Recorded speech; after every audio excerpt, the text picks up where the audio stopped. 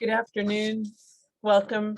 I'm Karen Nelson. I'm Dean of the School of Architecture at the Boston Architectural College, where we have received distinction for our leadership role in educating an extraordinarily diverse student body.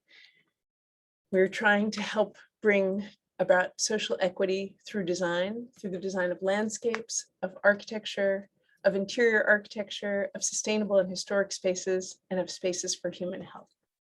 We continue to be at the forefront of learning from practice and academic study with guidance from our brilliant faculty members and practitioners. It's my pleasure to introduce the BAC's first event in the student-sponsored Fall 2021 lecture series, Just Design. Ifeoma Ebo is an experienced urban designer and strategist who transforms urban spaces into platforms for equity and design excellence. One of the things that strikes me about Ifeoma Ebo is how she fully inhabits the many capacities that she brings to her practices towards equitable spaces. Through leadership roles in urban design and development initiatives funded by the United Nations, by FIFA, by the New York City's Mayor's Office, she has brilliantly managed multidisciplinary teams towards projects that support racial, social, and cultural equity. She's currently an adjunct professor at Syracuse University and also at Columbia University, where her teaching centers on the intersection of urban design and equity. As the founding director of Creative Urban Alchemy, she's a highly sought after consultant on equitable urban design and sustainable development. She works for city governments as well as civic institutions internationally.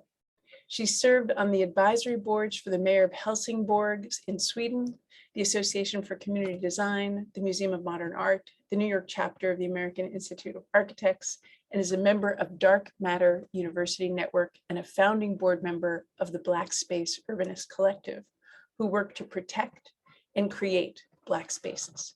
She's a 2010 Architecture for Humanity Design Fellow, a 2016 New York City Urban Design Forum Forefront Fellow, and a 2016 Next City Vanguard Fellow. She holds a Bachelor of Architecture degree from Cornell University and a Master in City Design and Development from MIT. And her international experience ranges from Brazil and India to Nigeria, Sweden, and China. I am so inspired by her calm, clear call to action. Please extend a warm welcome for Ifeoma Ebo as she presents her lecture entitled Shifting Power Through Design. Welcome. Thank you so much for the warm welcome, Dean Nelson, and thank you to the Boston Architectural Center for inviting me to share my work. I'm excited to just show you the stuff that I've been involved in over the last number of years, and also to engage in conversation and in questions and respond to your inquiries. Just to extend a bit more on the bio that Karen just shared. I started at Cornell. I went to school at Cornell, upstate New York. And after Cornell, I came back to New York City and worked for architecture firms for about 2 years. And I really wanted to really expand my understanding of the built environment and really understand how the social and economic and political forces impacted design. And so I went on to MIT to study urban design and planning, and really just to round up my education and understanding of the built environment and dynamic forces. After going to MIT, I moved to California, moved to the Bay Area for 4 years and worked on larger scale projects. So in New York, I was working really on residential projects. When I moved to California, I worked on larger scale projects, hospitals, larger housing development projects, which was really also great because I think at that scale, you really also have to engage with the public. These are scales that really impact neighborhoods and communities. And you have to think not only about the building itself, but also about the ways in which it impacts the public realm. And so I was really interested in that scale of project. Unfortunately, the recession hit 2008 and I found myself out of a job, and I I thought this is a great opportunity to work overseas. I'd always had the passion and drive to do that. So I went over and I moved to South Africa for 5 years. And in South Africa, I worked on urban design and planning projects, also at much larger districts, neighborhood-wide scale.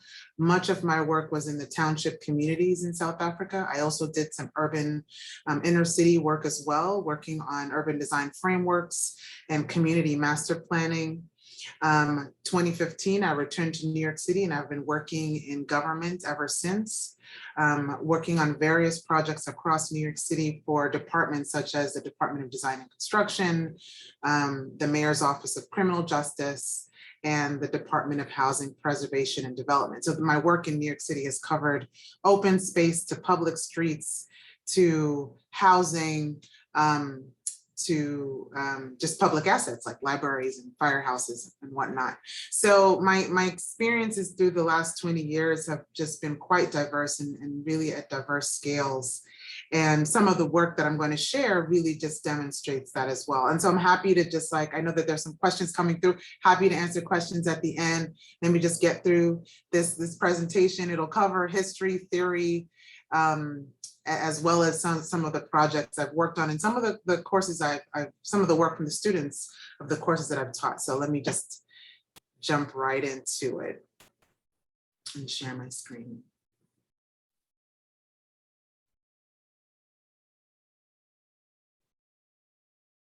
Can you see my screen? Awesome.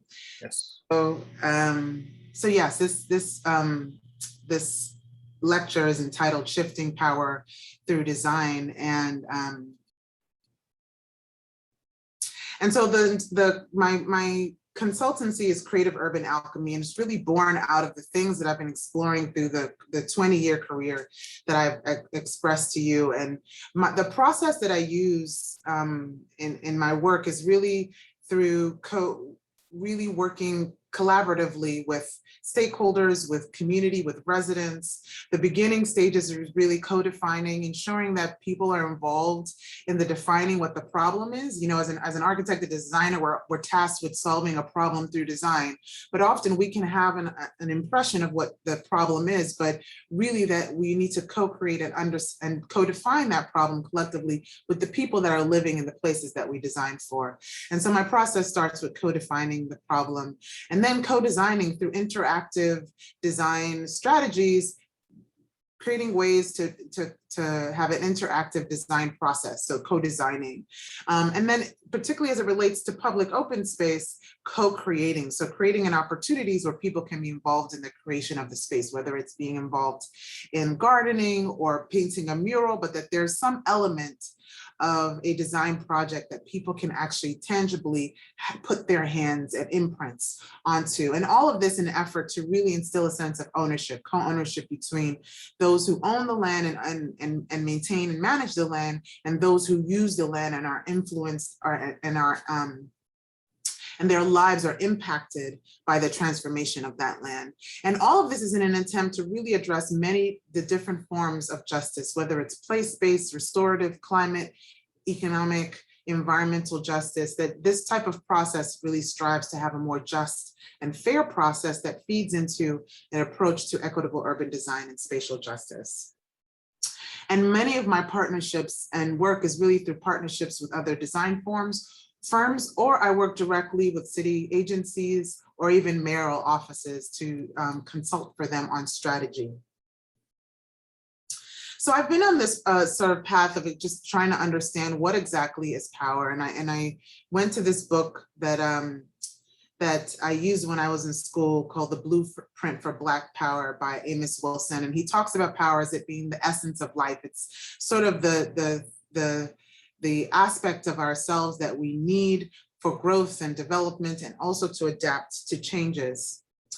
But then also power has been used to constrain the movements and livelihoods of one group from one group to another. So it has been used and wielded as a weapon from one group to another. And so I returned to this keynote address I want to highlight this keynote address by Whitney M. Young in 1968 at the American Institute of Architects Convention in Oregon. He's a civil rights leader who was invited to speak at a point in time where the civil rights movement was at its most prolific. And if you don't know the impetus of the civil rights movement, it was centered on unequal living environments and unjust housing policy. He reprimands the architectural industry in his speech by expressing that they were most distinguished by their thunderous silence and complete irrelevance to the civil rights movement. And that we, the society at the time, did not just suddenly get to this situation, but that it was carefully planned. I return to this speech because of the stark similarities to our current situation. The pandemic revealed for many the incredible health inequities in our cities, motivated by poor quality living environments, mostly in low-income and communities of color, all stemming from that same legacy of institutional racism in the built environment. And we know emphatically that white supremacy has been and is a spatial practice. Through the use of tools such as urban renewal, redlining, exclusionary zoning, power has been hoarded for some and used to restrict the progress and freedoms of others. An example can be found in zoning ordinances in the early 1900s, in which spaces for Black people were described as slums or sites of civil disturbance, disease, in an effort to protect the spaces and property values of white spaces, of the white majority. This is a land use map that you see on the right-hand side of Manhattan, in which land uses were segregated as a means of promoting social and racial exclusion. You can see that there was only one housing block in the purple here. So if you work downtown, you could not live downtown or afford to live close to downtown. And this still stands today. Furthermore, the proliferation of the suburbs in the 1950s and 60s, leading to the white flight from the inner cities, also gave birth to exclusionary zoning in the suburbs as a way to exclude those in need of low-income housing or who worked in industrial factories or commercial industry. So essentially, if you needed low-income housing or worked in factories, you could not live in the suburbs. Designers and planners were complicit in this weaponization of the built environment through the designation of separate areas, withholding building permits and creating buffers to separate residential areas between races. All of these actions having an impact on the power dynamics between communities. Furthermore, single family zoning was also used as a tool to exclude, in that it prevented the development of multifamily and large scale housing. So it had minimum lot sizes, maximum density, which meant you could only build one house on a plot of land. It had large setbacks in yards, which meant you couldn't expand your house to accommodate more people. There was a ban of mobile and prefabricated homes. So all of these tools really ensured that there was only one set group of people that were able to really participate in this types of lifestyle. And then furthermore, to make that exclusion sustainable, covenants were written into the deeds to prevent owners, white owners in particular, and their heirs from selling or renting to a Black person for generations. So this had an impact on the ability of the Black community or Black communities from progressing financially and economically. This is an image of Harlem, New York. This is where the George Washington Bridge enters into Harlem. And, you know, engineers were also a part of just this process. And this was sort of at a time when Robert Moses, who was the head of the Parks and Recreation and Infrastructure Development Department at the time in the 50s and 60s. And he was a known racist who used his power over these jurisdictions in New York to determine where infrastructure was developed and how it was developed in the city, and also to determine how it was ways to create harm and trauma on communities of color, but then also exclude them from other areas, from being able to access places like parks and beaches. And so many of these infrastructure projects were really intended to displace, demolish, and completely economic disenfranchise poor and often racially segregated neighborhoods. And the legacy that's left from them is the air pollution and the noise pollution and the extensive traffic that comes into that community on a regular basis. So this is a site in upstate New York, in Syracuse, New York. I taught a studio at Syracuse, and this was the site for our studio. And the focus of the studio was on really transforming narratives around spatial justice in a particular community. The map that you see on the right-hand side is the Redlining Map, created in the mid-30s through a partnership between insurance companies and banks, using colors to indicate areas most suitable for loans and mortgages, and those areas that weren't suitable. So there were these kinds of maps for nearly every city across the country, across the United States. So areas in green and blue were of highest value, while the areas that were in red and yellow were of lowest value. These maps are often referred to as red line maps, security maps, residential security maps. And the red areas were often marked as such because they had Black people living there. And so if there were Black people living there, it wasn't a place of value, it wasn't a place where white people wanted to live. And so those places were deemed low value, and therefore you couldn't get a loan or a mortgage to build or to own a home in those areas. So the Black people that lived there, they couldn't get loans to improve their homes. And so you can imagine that those areas that were redlined just disintegrated over time because there weren't any resources pumped into them. And so I'd mentioned there were similar maps for nearly every major city across America that have led to systematic marginalization of redline areas for decades. We don't use these maps today, but the damage behind their initial intent has already been done.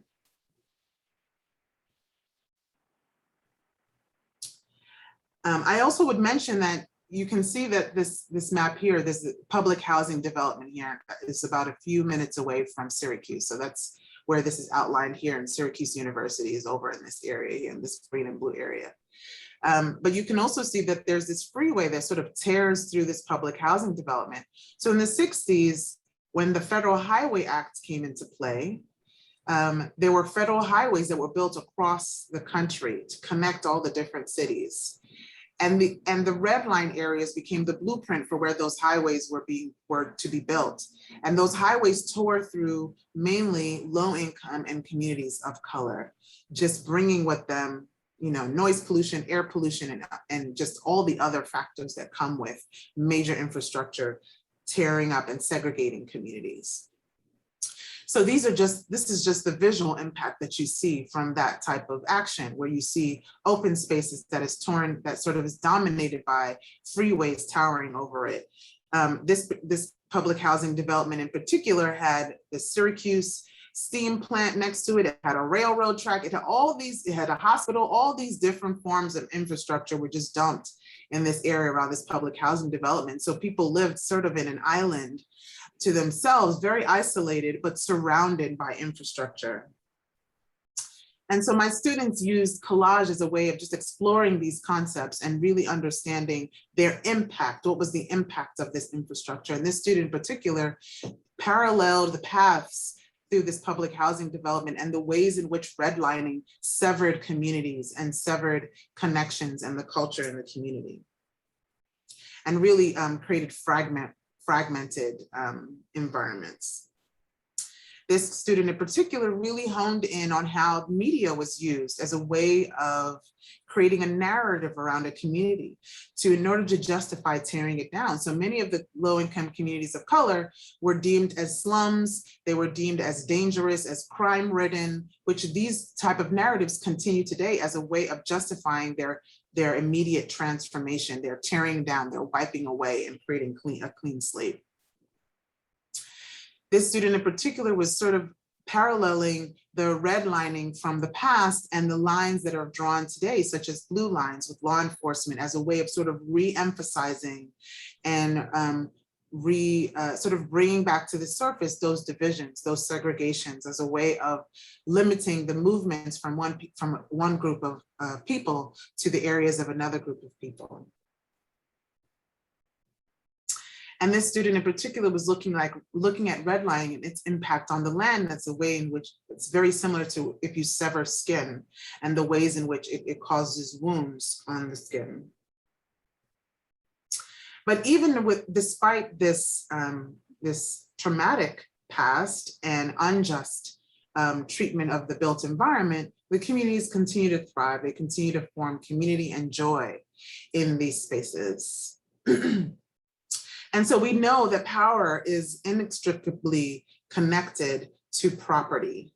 That, you know, if you are, you can use your accumulation of property as a way of just like accumulating power and wielding it in different ways. But there's this really great quote by Mario Gooden, who's a professor at Columbia University. He wrote this book, Dark Space, where he says liberation is a spatial practice. This is a silver lining, that the same tools that have been used to create unjust environments can also be used to create liberation. This wonderful quote by Bell Hooks, where she mentions that freedom has been linked to the transformation of a space. So you can actually create a sense of freedom, equity, and justice through the transformation of space. And so now, since we've explored where we have come from, now we can sort of explore how do we make sure that equitable and just spaces exist in the future. So many of you might be familiar with this map. This is Boston. This is actually a red line map of Boston, Massachusetts. The area marked in the red circle is Roxbury, also known as the heart of Black culture in Boston. And as a member of the Black Space Urbanist Collective, which is a national network of Black urbanists striving for equity and justice in the built environment, I worked with the G Code House to lay the ground for the future transformation of a historic house in Roxbury into a home for young Black women. G Code works with young women to build their capacity in a living and learning environment towards advancing in technology fields. They were working with Sasaki, an interdisciplinary design firm in Boston, to reimagine this home, but felt compelled to bring in the Black Space Urbanist Collective to consult on the design strategies. Their intention was to create a space where Black women can feel safe and affirmed through design. Our intention was to encourage the creation of an affirmative space, which is a safe and supportive environment for women of color, while promoting community building, empowerment, and resilience. We used our Black Space Manifesto, which you see on the left-hand side, which is a series of 14 principles to support practitioners in the design and planning of places and spaces where Black culture, Black people, and Black assets can matter and thrive. We had each of the young women bring together sentimental artifacts reflecting color, texture, and pattern that made them feel safe and affirmed. The tapestry created from their collective items and discussion led to a series of design guidelines to support the advancement of interior and exterior landscape design. The essence of this project was to change the narrative of this space, this place, this community, from one that was previously defined by a red line map into one that centers empowerment and affirmation. This project, is still in development. Recently, I partnered with a team as a part of the Mayor's Institute on City Design initiative to support mayors across the US to serve as the chief urban designers of their cities. We supported Mayor Vince Williams and his leadership team at the Mayor's Office of Union City in Georgia. Raymond Drive is a growing Latinx community just southwest of Atlanta and has experienced challenges in community safety, trust in government, health inequity, and housing. You can see by this land ownership map that there is a mix of landowners, including owner-occupied, which are these purple sites, out-of-state owners, which are the blue sites, and corporate owners, Georgia resident owners, which are the orange sites, and vacant properties, which are the darker outline sites. This lack of cohesion and local representation and ownership has had an impact on crime levels in this community, where there are out-of-state landowners and vacant properties, which you see in this lower area. There was heightened criminal activity. So ownership had a huge impact on the quality of the built environment, on the level of community safety in that environment. So we held a virtual engagement session with representatives from local businesses, religious organizations, community-based orgs, and government agencies to have an in-depth conversation to further understand and define the problem. We used a tool developed by IDEO called Creative Tensions, in which dialogue is facilitated through an exploration of issues that may be in tension with each other, but its exploration can bring about creative ideas. We explored their definition of community safety, past challenges to community engagement, feelings on parks and open spaces, and the appearance of their neighborhood. The ideas generated in that engagement session led to this neighborhood revitalization plan, where we identified infrastructural improvements, as you can see here, changes, transformations to their highways and local streets that would provide opportunities for regenerative placemaking. These co-created spaces would strive to encourage social cohesion, motivate the creation of a community safety patrol, and provide an outlet for young people to be involved in civic engagement. The revitalization plan also identified ways to improve connections between Raymond Drive, which is this area here, and the surrounding neighborhoods in an effort to expand networks and capacity for this community. The essence of this project was to remove the stigma and isolation of this Latinx community and build leaders that can further advocate for future community needs. The mayor's team is currently in progress with implementing a few of the tactical short-term strategies. So I spent, this is now shifting to New York City. I spent 3 years working for the Mayor's Office of Criminal Justice as a part of a team known as the Mayor's Action Plan for Neighborhood Safety. We worked across 15 public housing developments across the city. And the red dots refer to those public housing developments. And we were working in these particular developments because they were known to be the highest crime areas of New York City. And this is not to say that crime is rampant around the city, but this is the narrative that was created around these communities because they were really grappling with crime. But they're not grappling with crime because it's public housing. They're grappling with crime because these are this is manufactured, concentrated poverty. So public housing is an act of concentrating a bunch of people who are low income into one area and then marginalizing that area. So essentially, for decades, these areas have been neglected without resources and adequate services provided to them. And so the crime that is seen of today is really just an outcome of that legacy of unjust planning and design. And what also links all of these 15 neighborhoods essentially is that there is overcrowded housing, high poverty rates, high unemployment, and a number of other hardship indexes. And again, many of these 15 neighborhoods are also formerly redlined communities. These are also neighborhoods that are dealing with, maybe they're dealing with intense heat, they may be dealing with flooding. They also are the areas that were hardest hit by COVID-19. So these are the vulnerable areas of New York City. As I mentioned before, this is a map from the Mayor's Office of Resiliency, that these are also communities that are dealing with heat vulnerability. So that from a number of different factors, these neighborhoods are struggling. And so I love this quote by Lene Denise, where she says that to really transform the society, you need to make justice a pleasurable experience. And as designers, we have the power to do that. You can see this visualization on the left-hand side. It's by an artist and architect by the name of Olalekan Jefus. I went to school with him, and he really creates these amazing images of just empowered Black men walking through public spaces and transforming that environment visually to make it seem more of a visually pleasurable experience, as opposed to today, if these 4 men were walking down the street, they might be seen as criminals or people feel intimidated by them. So that is just a side note, just to keep at the back of your mind in terms of the power that we have as designers to really be a part of this creating of a more just future.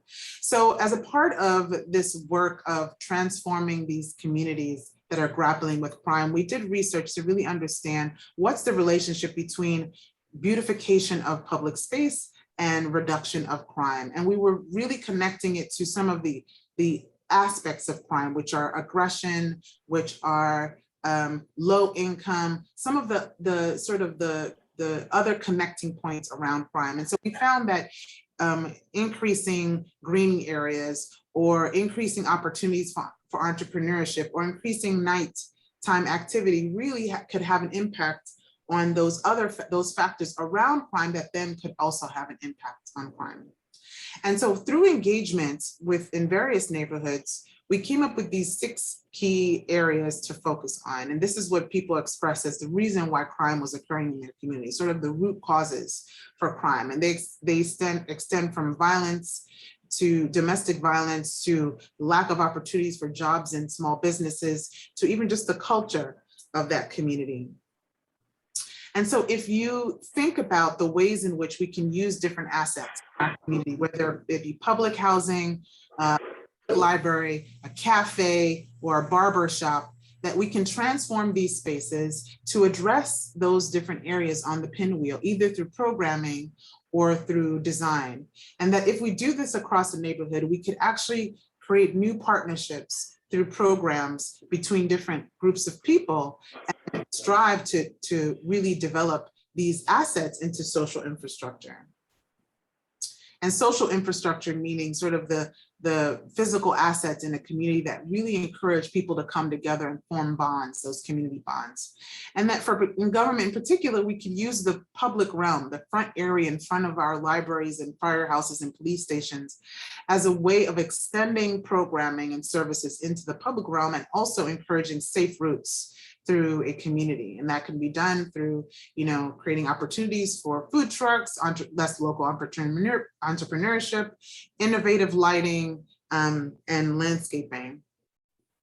And that safe routes are also a part of that aspect as well, connecting these different assets through a neighborhood, and that the activation of those safe routes through art, lighting, street elements, trees and planting, that they can also contribute to a safe and active neighborhood.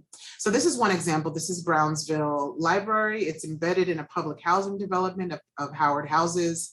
It's right in front of it is a dead end street. And you can see there's fencing all around it. It sort of gives you the impression that this is not a safe library, that something might happen here if you go to this library.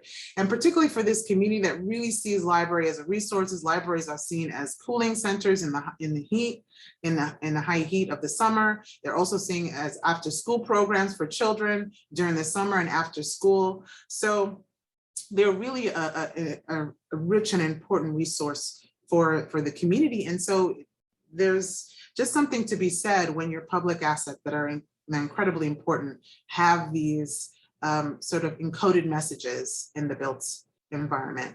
And so this was work done in collaboration with Studio Gang, which is a firm based in Chicago and New York. And we collectively came up with this strategy of thinking about the public realm outside of our public assets and transforming them so that they can actually encourage a more active lifestyle in the community and safe routes through the neighborhood. I love this quote by Adrienne Marie Brown, where she talks about how we must imagine new worlds where Black and Brown people are not seen as terrorists and aliens or murderers, but as cultural and economic innovators. It's a time travel experience. And again, as designers, we have the power through our tools, the technical tools that we use, to create images of the future that all of us can buy into, that all of us can really believe in. But that work must be done through collective ideation, meeting communities where they are, engaging them in interactive ways through the design process, like make the design process an interactive experience where young people can be involved. Teachers can work with, moms and dads, and you can meet people at festivals and also have a pop-up sort of like ideation session. our approach involved much of those types of tools, but then it also involved capacity building, really helping residents understand the dysfunction in their built environment that leads to criminal opportunities, and how they can combine their lived experience with new technical understandings such as human-centered design, placemaking, and other forms of sort of like design engagement, that they can really bring together their lived experience and understanding of why their environment is dysfunctional, and really think about strategies for transforming those spaces.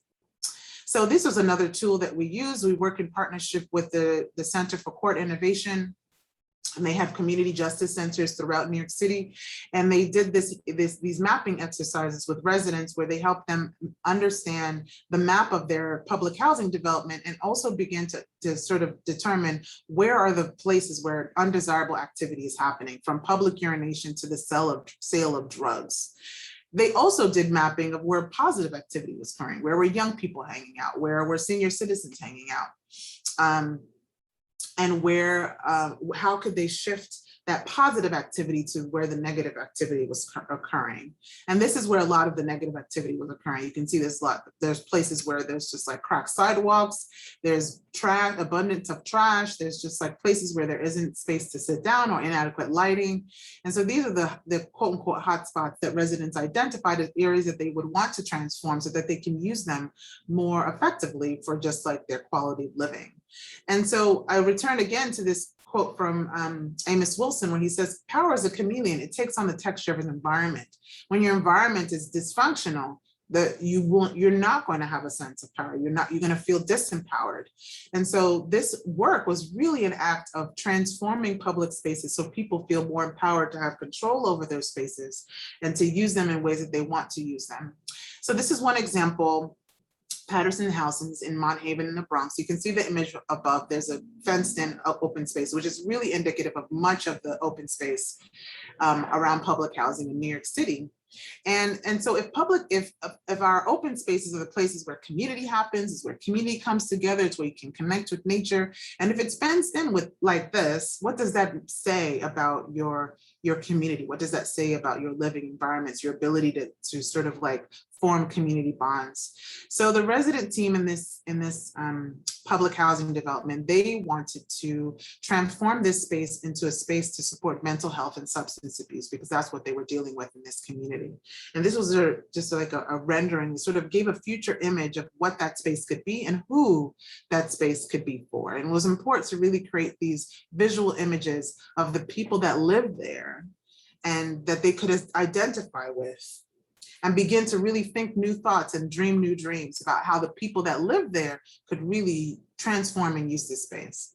So this is an image. You can see that the people in the black shirts are the residents, and the people in the blue shirts are representatives from Citibank, another organization called Mission Continues. So this is power shifting. These organizations came together to help this resident team transform this space and actually physically build it, but then also provide resources for its development over time. And so they can leverage these partnerships to transform other spaces in their public housing development. And this is really where power can be shifted, where now they have the connections and network that they need to transform other spaces in their community. They can feel more empowered about how their spaces are looking and feeling for their families.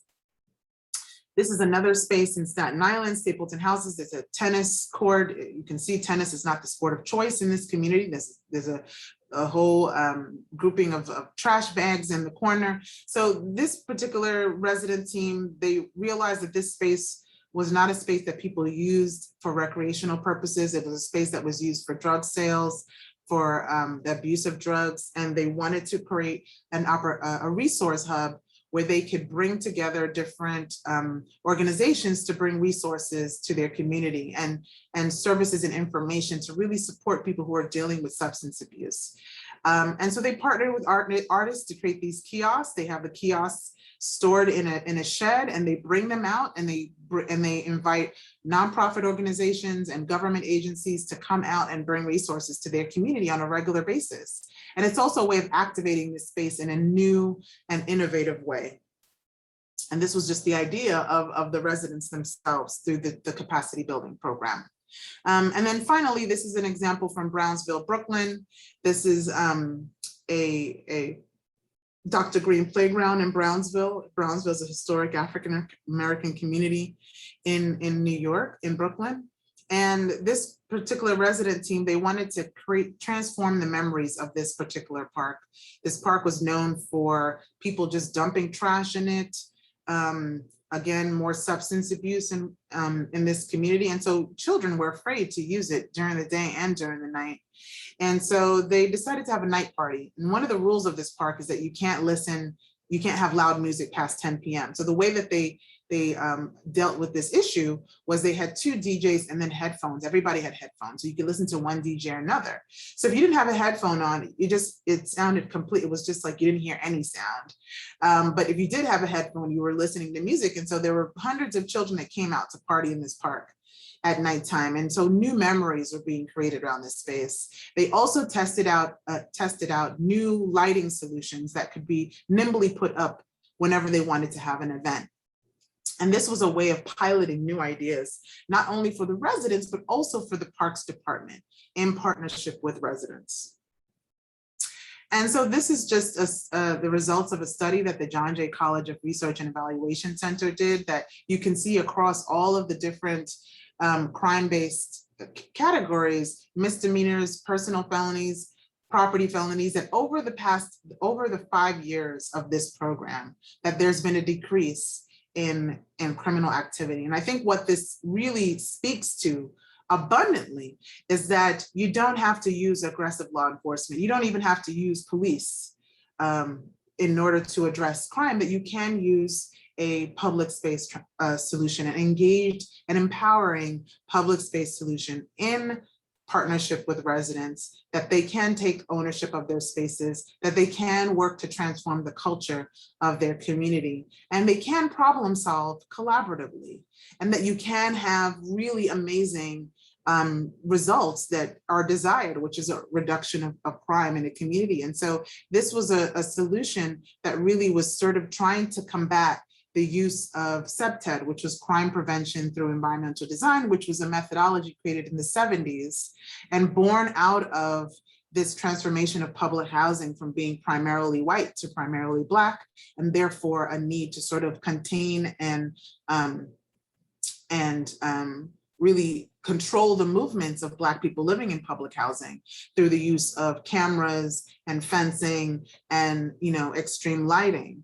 And so what this new approach to transforming community safety was really trying to speak to the use of those very harsh tactics that have caused trauma in communities and have legitimized aggressive law enforcement, and really use approaches that are engaging with communities and really empowering them to transform their own spaces.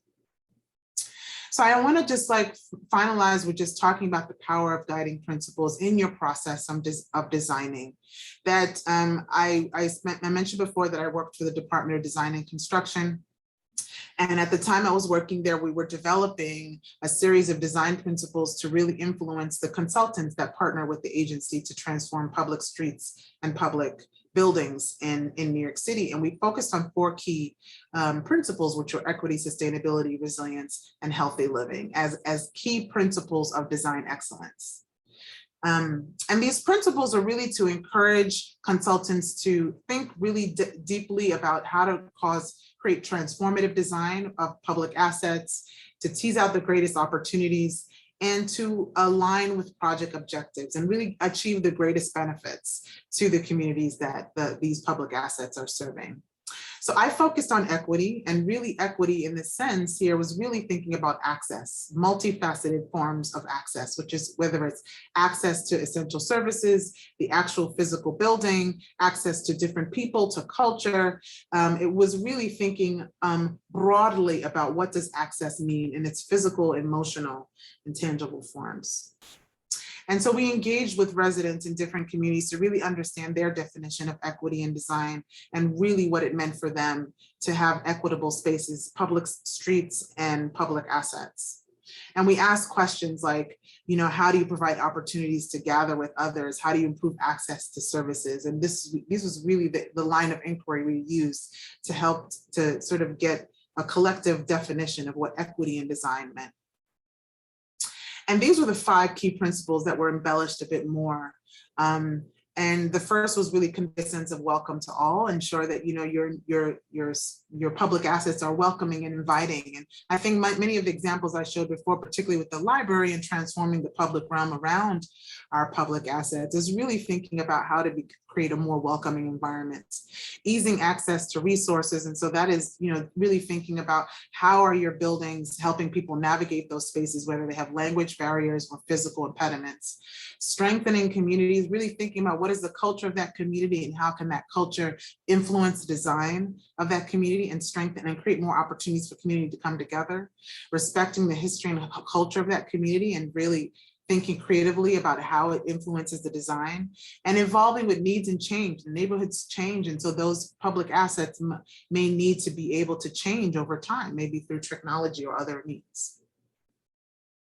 And so this is an example of a project that just was born out of just like that, the legacy of new design principles, equitable design principles, transforming a library in East Flatbush from this one on the top that looks very much like a bunker, like a war bunker, to one that was very transparent and inviting and really encourages people to feel safe as they're able to see what's happening inside, and also when inside being able to see what's happening outside. And so the building itself facilitates a more cohesive environment between the public realm and the library itself. So I want to end with these key principles I'd mentioned before, the Black Space Manifesto principles. These are 14 principles that we use to really impact our work. And you can find them on the website, blackspace.org. And one of the principles for me that I think is really indicative of this work is moving at the speed of trust. And it's really moving at the speed in which people trust your process and are willing to participate because they know that the outcome of the process is standing to benefit them. And so we must move at the speed of trust in the work that we're doing. We must also plan with design, with create opportunities that are interactive and not just, checking a checkbox and just, showing people the work that you've done and just getting their feedback, but really creating dynamic ways that people can be involved in the design process. I think because of this legacy of redlining and disenfranchisement of Black communities, cultivating wealth is a really critical part of this work, and really thinking about how the design of public spaces, of the building itself, can create opportunities, whether it's through the design and construction or even just the final layout and what it facilitates, that it creates opportunities for wealth to be generated in that community. And all of these principles really feed together to think about how we can manifest the future. I mentioned before, as designers, we are future thinkers. We are the innovators of the future. We set the tone through our designs because they're not designs for tomorrow. They're designs for 5 years, 10 years down the line. And so we can create the new ways that we operate. We can create the visuals that people can buy into and create new dreams for the future. And so all of these principles really they work together to think about ways that we can manifest the future, but also pre-enact that future today in the designs and the process that we create.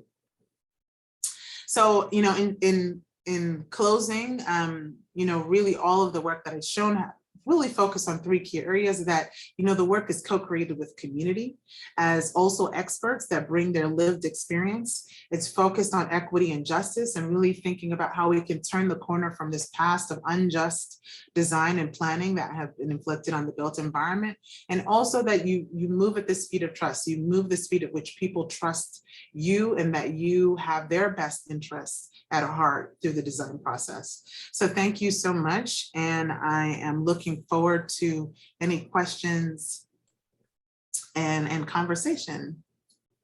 Spectacular. Thank you very much. Ifeoma, that was great.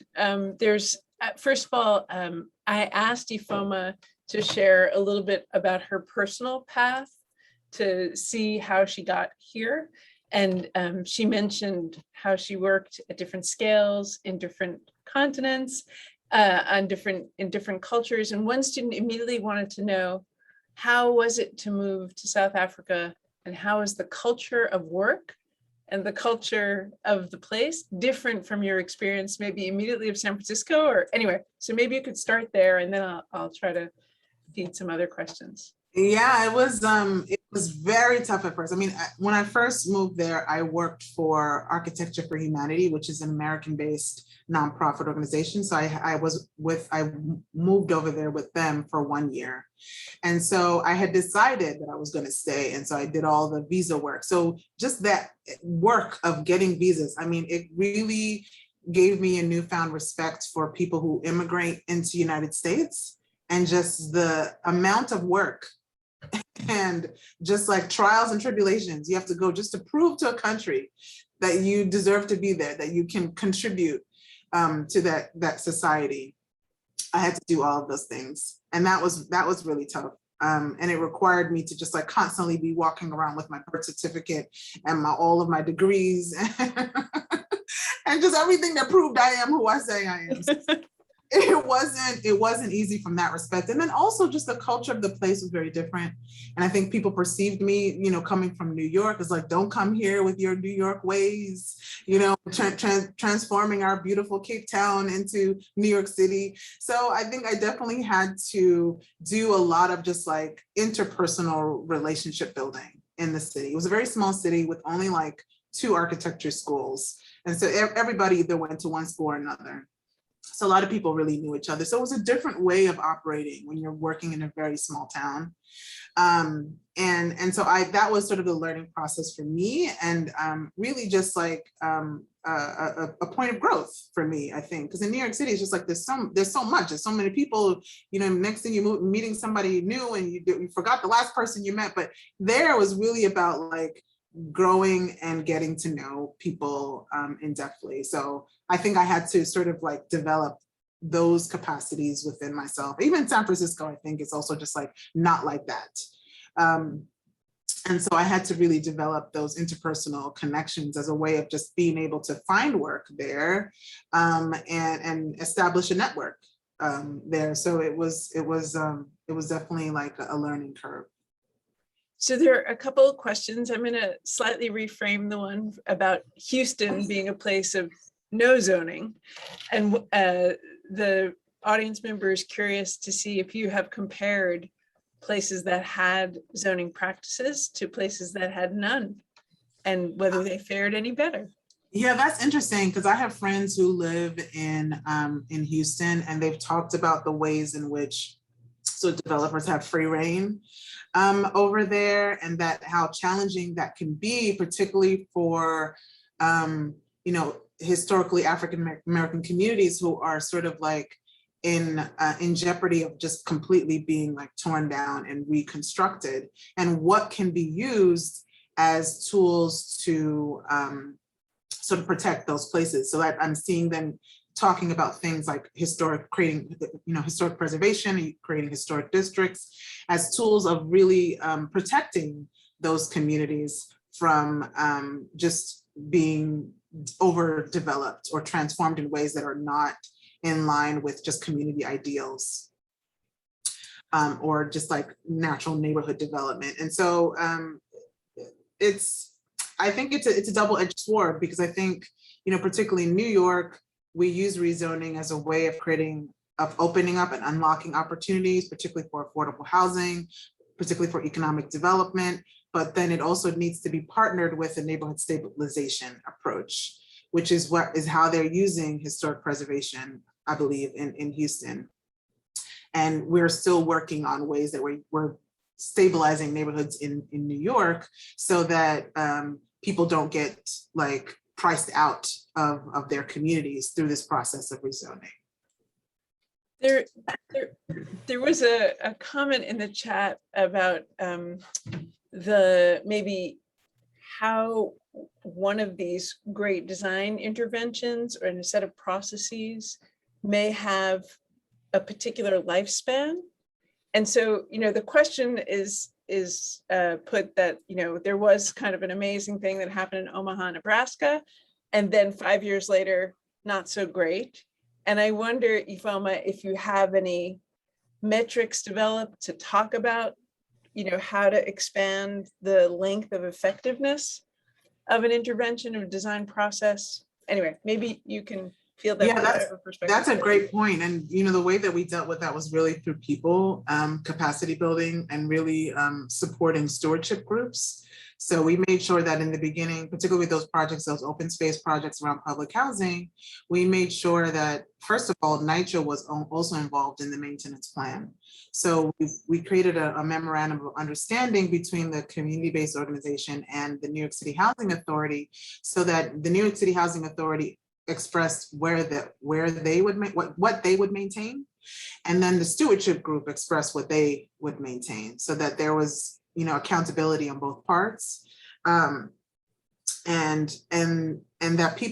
that the residents were also held accountable to stewarding those spaces and maintaining them to a certain degree. But we definitely made sure that the maintenance and operations of those spaces were a part of that initial planning. Like each team got $50,000, and a portion of that money was to go towards developing that stewardship group. Thank you so much. And so Gregory's asking about the feedback from the residents and the politician of the New York City communities where you have had some amazing success. Maybe you could talk to us about that. I think, residents were excited. I think they were excited to move to not only complete a project, because many of them, they've been trying to do this type of work for years and were constantly getting no. And here was a space where they not only got yes, but they also got resources to move towards a yes. And so I think there was a learning that happened through that process of just like how decisions get made and how government works. And I think they were quite excited for the fact that like they now understood things a bit more. They know where the levers that they pull and who do they go to get these projects completed, and that they were able to complete a project that they imagined on their own. I think that was just like really empowering and fulfilling for people, and that they can get their young people involved. So I think from that just like community building standpoint, people are really excited to be a part of the process. So there are a couple of questions about the process of building trust. And I agree, Kelly says move at the speed of trust is her new favorite phrase. It's mine too. So there's two aspects of this. Could you talk about the process and how you engender that building of trust through the processes? And then the second question appended to that is, how do you assess it? Like, how do you know when you've got it, and how do you know when you don't have it? Absolutely. So I just want to also add to the last question that was asked in terms of metrics. There were 4 key metrics that we focused on in just like the evaluation of the space. We had created these tools for evaluating that residents could use on their own that were accessible. And we focused on the participation in events. Like if people participate in events, that was an indicator that they enjoyed that space. If the use of the space changed, maybe it was being used for substance abuse and now it's being used for something else. If that use changed, if people felt just a trust change between the community members themselves or even residents and their police officers, if that level of trust changed, people felt that that was sort of another indicator of just like success of the program. And I think the 4th one was about the cohesion, like people just feeling like their community is a bit more connected. People know who live there a bit more. So these were the kind of metrics that we used in just looking at the public open space. We had surveys to sort of determine that. And I think that also feeds into just this idea of moving at the speed of trust. The trust for us, the way that we sort of measured it was like participation, involvement. If you don't trust the process, you're not gonna, there are people who don't get vaccinated because they don't trust it, right? If you get vaccinated, it's because you trust that it's gonna work. And so the very similar here, if people are participating in the events, they're participating in the process of making and creating. When they see other people participating and being involved, they trust that process a bit more because they see that their fellow residents are leading the charge. And so these were sort of the ways that we assessed whether this was something that we were moving at the speed of trust. and that they actually trusted the spaces and the use over time. That's fantastic. We're going to end on that hopeful notion. Thank you. If everyone would turn on their sound for a moment, we're going to give Ifeoma a nice round of applause. All right, everybody. Go. Thank you so much. Great job. Thank you. Really fantastic. Awesome. Thank you. Awesome. Tina, would you Thank you so much. recording?